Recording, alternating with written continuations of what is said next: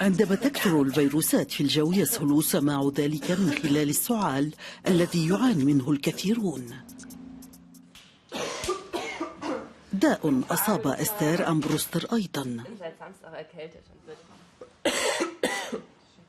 إنها تعاني بشدة من السعال منذ عدة أيام، والآن قصدت الطبيب بحثا عن علاج.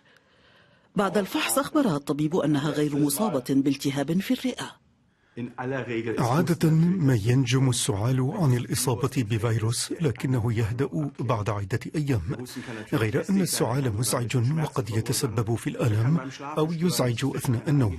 ليس الأمر مريحا، لكنه لا يدعو للقلق.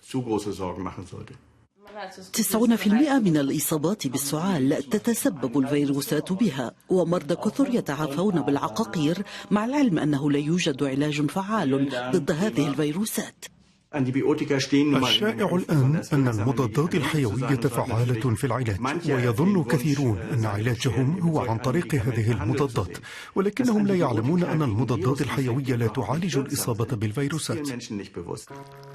لكن يمكن تخفيف الآلام بواسطة تناول العسل الذي يعمل على تقليل السعال لمدة 30 دقيقة، وهذا ما أثبتته الدراسات.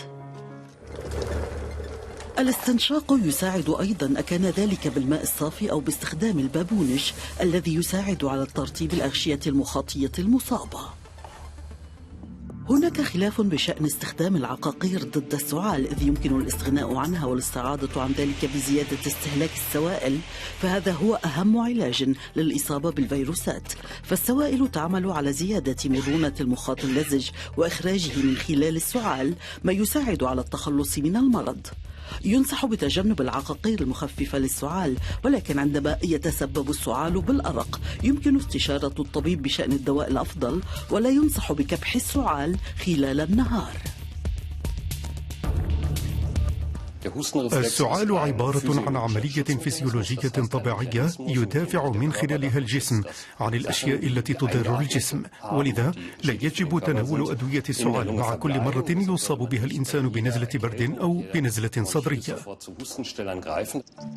هناك بدائل جيدة كشراب البصل البيتي الذي يمنع الالتهاب، أو شاي الأعشاب أو اليانسون.